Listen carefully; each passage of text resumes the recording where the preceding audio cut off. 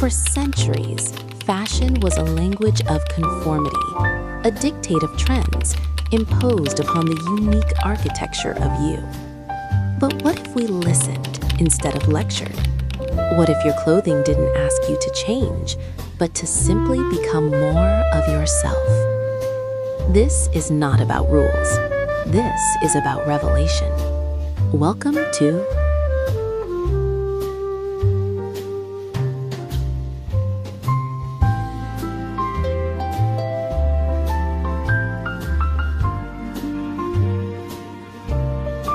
the series where we translate the poetry of your proportions, where we treat your silhouette not as a problem to solve, but as a masterpiece to frame.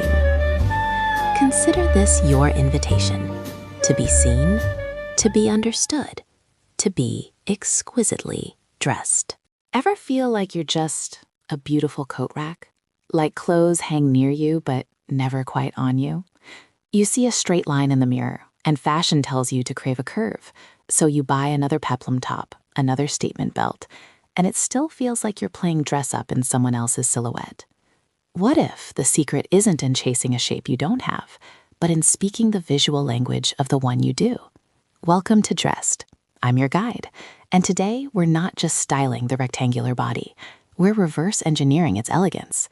This isn't about tricks, it's about the science of suggestion.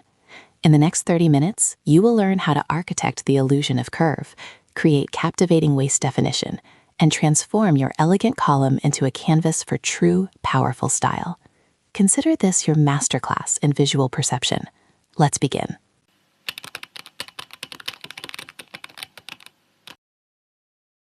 First, we reframe. From this moment, you are not straight up and down. You are architectural. You are columnar. Your shoulders, waist, and hips exist in a serene, harmonious alignment. This is the silhouette of modernism, of effortless chic. It's the blank page, the gallery wall, the sleek skyscraper at dusk. The so-called problem? It's not your body. It's a boring, unbroken vertical line. Our brains are wired to seek contrast, movement, and focal points. A straight line offers none. So our entire mission is orchestrated disruption. We will introduce points of interest. We will guide the eye on a deliberate journey. We will create the sensation of curve through the strategic use of line, volume, and light. Drawing a visual X on your frame. The top arms of the X widen the shoulders. The convergence point cinches the waist. The bottom arms widen the hips. This X is your blueprint, your style algorithm. Forget what's in style. Ask, does this help me draw my X?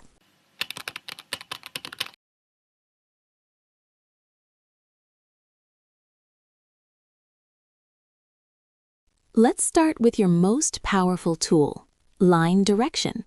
A high neckline gives the eye a straight highway down. But look here, a V-neck. This is forced perspective. Those two diagonal lines act like an arrow, pointing inward and creating an instant focal point. They tell the brain the narrowest part is here. Cowl necks, wrap tops, sweetheart necklines, they all work on this same principle of convergence.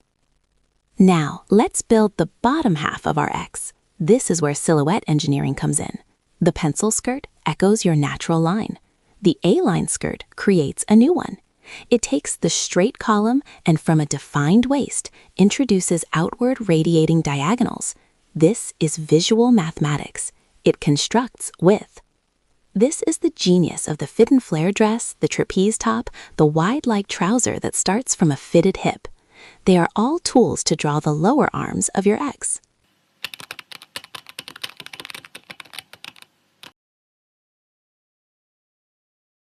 Now, the most important part of the X, the center, the convergence point. This belt is not an accessory, it is a focal point generator. It screams to the eye, stop here, this is the center. It also creates shadow, and shadows make areas recede. Your goal is always to create this central point of interest. It can be a belt, a contrasting color block, a row of buttons, or the seam of a tailored jacket. This point is the hinge of your entire silhouette. Finally, let's talk texture in detail, the psychology of attention. A head-to-toe monochromatic look gives you that luxurious, elongated line, but we break that line only at the waist with a different texture. Your eye is drawn to the chunky knit, top anchor, and the smooth, contrasting belt, center point. The sleek trousers recede. You've used textural contrast to draw the X without using color. Pattern follows the same rule. A bold print on a shapeless tunic just makes a bigger rectangle, but that same bold print on a defined A-line silhouette, it amplifies the shape. The print is your ally, but only if the cut is your blueprint.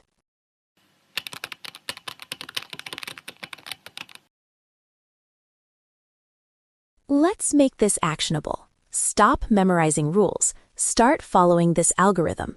Every morning, when you get dressed, ask yourself these 3 questions. Does my top create a wide top anchor? Look for diagonal necklines, V, wrap, scoop, volume or detail at the shoulders, puffs, ruffles, pads, horizontal lines, boat necks, wide collars. Is there a clear, unbroken focal point at my natural waist?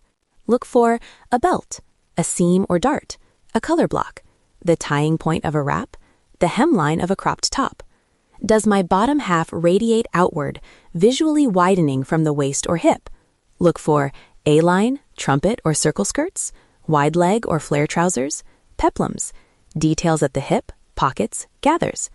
If you can answer yes to these 3 questions, your outfit is scientifically, architecturally sound. The X is drawn.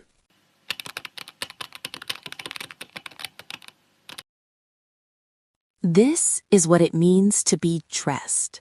It is the move from frustration to fluency, from wearing clothes to wielding them. Your rectangular body is not a limitation. It is a discipline, a call for clarity, for intention, for clean lines and bold choices. You hold the blueprint now, the science of the X. Use it to build a wardrobe that doesn't just fit your body, but frames your spirit. Celebrate the column, honor the line, and remember, the most luxurious thing you can wear is the confidence that comes from understanding your own architecture. In our next episode, we'll decode the dramatic hourglass, the art of balancing sublime curve. Until then, experiment, play, and trust your new algorithm. You are not a coat rack. You are a masterpiece. Now go get dressed.